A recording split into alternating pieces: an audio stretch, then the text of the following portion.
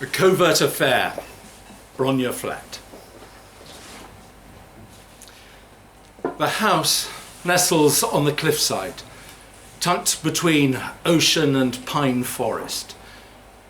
John stands on the doorstep, hands in pockets, watching the black shape crossing the sand far below. The shape moves closer, takes the form of a man. For the first time in years, John craves a cigarette, if only to stop his teeth from chattering. The sun climbs up in the sky, but the sweat of exertion is cooling rapidly on John's skin. He is too old. He shouldn't have volunteered. He remembers the look that passed between his superiors, but in the end, they'd all agreed it was John's job to finish it. The man has disappeared, and the grey sand now stretches empty to the roaring waves. There are steps that cling to the cliffside. John knows all about these steps, though he's never climbed them, just as he knows the layout of the house behind him, the access points, the escape routes, though he has never been inside. Moving into a patch of sunlight, John closes his eyes, counts. There is the sound of feet against shale drawing closer. Right on time. The voice is deep, the words bluntly razored by the labours of scaling the cliffside. I always knew it would be you. John would know that voice anywhere. For a moment, John allows himself the fantasy. He will open his eyes and it will be 1964. Mainz Bridge. The Vltava flowing fast beneath them. The snow dancing in the air like ash. But this time, the fates will deal a different hand. The truth of that night haunts him. The fight, the fall. Truth. What a joke. John opens his eyes. The man has a shock of white hair, thick and wild, standing out at odd angles. A week's worth of grey stubble. His skin is darker, heavily lined by years of outdoor living in sun-baked countries. But it is still undeniably him. Alive. Without thinking, John steps forward, but he stops himself, pushes his hands deeper into the pockets of his windbreaker. Murphy, he says. There is a moment, a pulse. Two men on a cliff edge. A seagull circles on the air current above, and when it cries out, the spell is broken. I suppose you better come in, Murphy says, ducking his head towards the door. Unless... No, John says, and although it's not true, he adds, there's time. In the kitchen, Murphy clatters cupboard doors, draws out a frying pan, places it on the ring. He moves easily, much like a younger man. John tries not to think of his own soft body, his thinning hair, the jowls that descend like a Doberman's. How's Anna?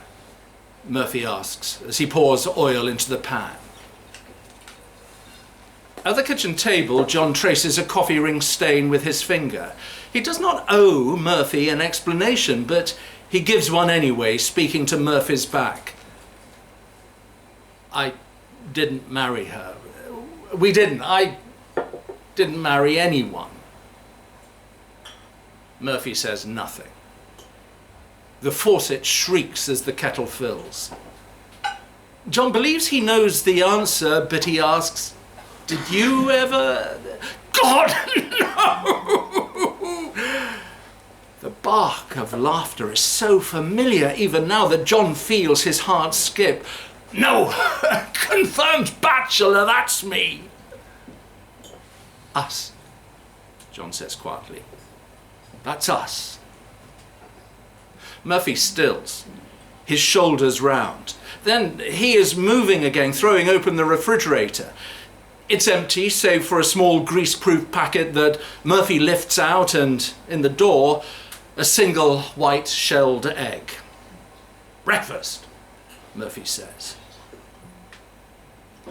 The kitchen is not sparsely furnished, John realizes. It's empty. It looks like you were planning to leave. There's bacon, a couple of rashers, only one egg, sorry. Were you going to run again? John asks. The packet of bacon lands on the worktop.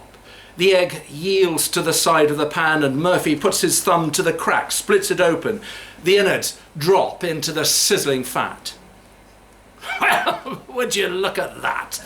Murphy says, holding out the pan. Meant to be. The white is already hardening, becoming opaque, cradling perfect yellow yolks. 2 of them. It was Anna who suggested Murphy be their third for the Prague operation. She sat at her dressing table, readying herself for work. It was summer 1963, but Anna dressed demurely. We need someone, and you two are wonderfully easy together, she said, smoothing her dark hair, threading a gold earring through the hole in her lobe. You can make out your brothers. You already finish each other's sentences. Nobody will question it. Well, what do you think? Do you want to take Murphy to Prague? John searched Anna's reflection in the mirror for some secret meaning, some hint that all his fears had been realized.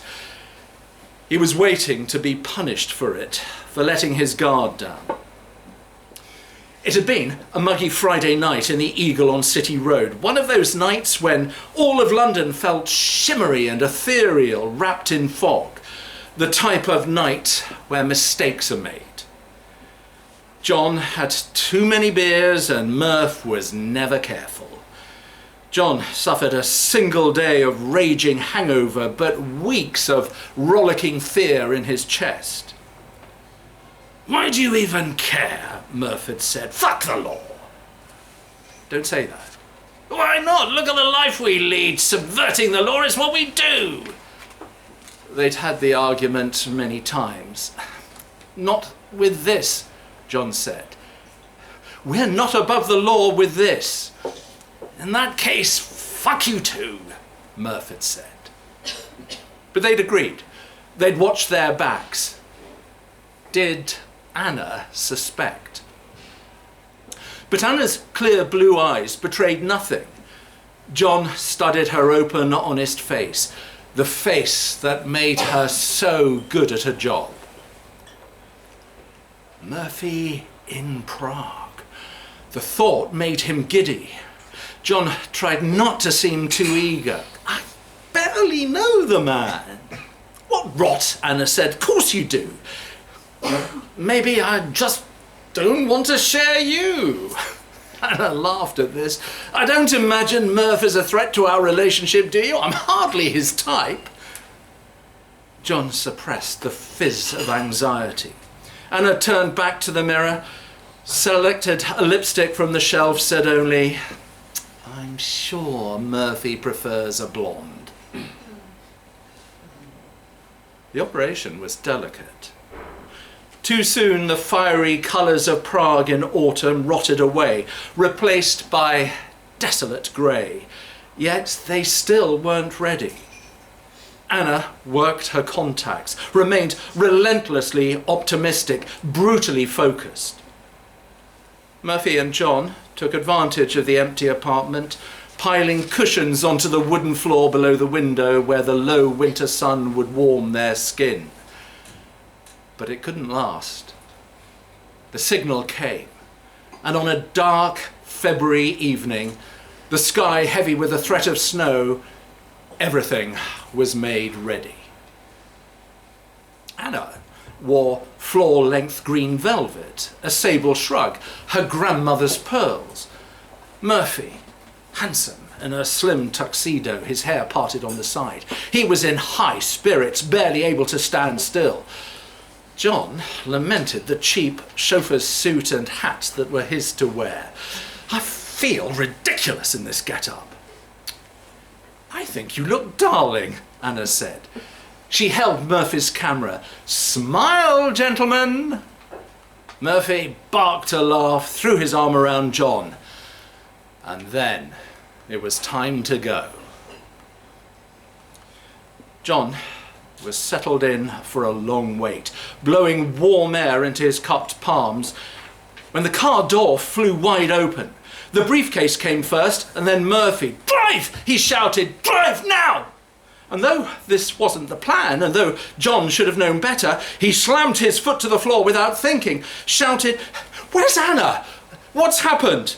In the back seat, Murph pounded his face with his fists, moaned as they sped through the silent streets. "Murphy, please! Stop! Stop the car!" And before they could draw to a halt, Murphy hauled on the door, bolted out. Mains Bridge was empty, the snow drifting through yellow pools of lamplight.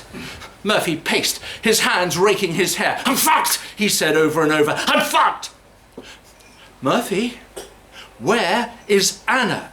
"Anna's safe." "What happened?" "I fucked everything up." John reached for him. Murphy's familiar body pressed against his own. The smell of him sent an ache through John. Murphy's scent of tobacco and shoe leather laced with something primal. Fear. "Calm down. Talk to me. We can fix this." "I love you," Murphy said. "I've always loved you." "Murphy, come with me." John stepped back. Murphy's eyes were wild. "What are you talking about? Come where?" "Away now, please, John. If you love me." "You need to calm down. Get back in the car." Murphy twisted his body. "Fuck you, John." The right hook took him by surprise, John's face exploding in pain. And even as he fell, his head hitting the iron railings, John knew the worst of the bruises would be in invisible places. He staggered back to his feet, gripped the side of the bridge, but in the seconds that had elapsed, Murphy had climbed up on the parapet. "Get down, man! You're mad! What are you doing?" Time faltered. John staggered forward, reached for Murphy, but he grasped only air as Murphy's body fell. Silently, swiftly, fatally into the icy black depths of the Lufthansa rushing below. John's heart exploded into 1,000 pieces and fell around him like the snow. It was only much later, Anna hammering her fists against the wooden floor of the apartment, cursing Murphy, cursing herself, that John realised the briefcase was empty. The decades crash away. The old men eat breakfast. John off a cheap white plate, Murphy straight from the frying pan. John cuts his bacon with his fork. The egg yolk splits, bleeding across the plate.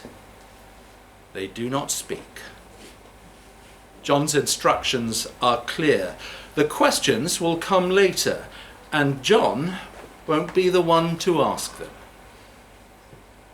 Their plate's empty. It is Murphy who places his palms on the table and says, "Let's be getting on with it then, hadn't we?" John stands.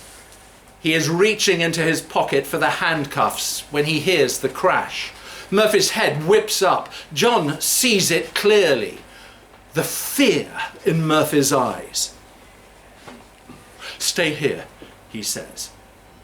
He moves his hand away from the handcuffs, feels instead the cold, familiar metal of his gun.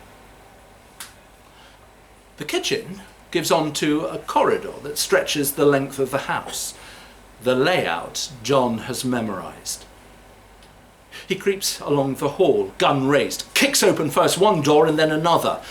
Both bedrooms empty, nowhere for an intruder to hide. He pivots on his back foot, enters the bathroom. The bathroom window is closed, an oblong of blue sky. It is the crunch of glass beneath his feet that alerts him to it. An empty nail on the wall, a wooden frame on the ground, its front smashed. Two handsome young men grin up at him from the portal of the past.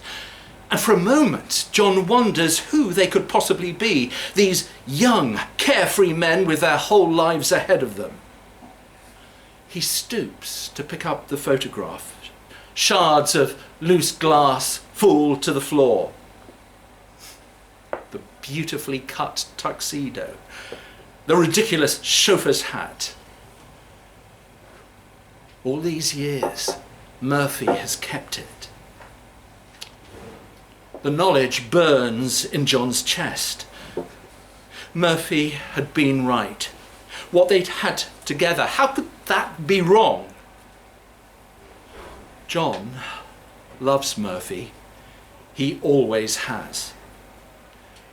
They have waited 35 years. John does not want to wait another moment. He holds the photograph above his heart against the plastic of his windbreaker and hurries to the kitchen, ready to finally say the words, ready to be the man Murphy begged him to be, to leave, to run together. The dirty plate and frying pan sit on the table. The kitchen is empty. Murphy is gone.